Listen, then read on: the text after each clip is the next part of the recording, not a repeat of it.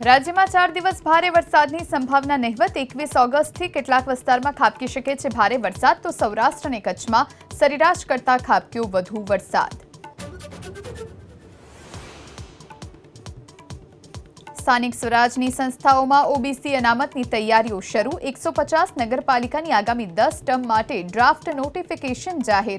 દિવાળી આસપાસ યોજાઈ શકે છે પંચાયતોની ચૂંટણી।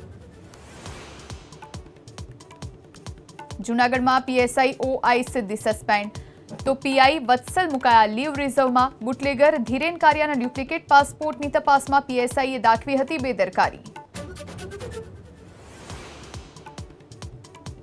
બનાસ ડેરીએ 56મી વાર્ષિક સાધારણ સભાના દિવસે પશુપાલકોને આપી મોટી ભેટ। દૂધના ભાવમાં કિલો ફેટે 982 રૂપિયા આપવા લેવાયો નિર્ણય।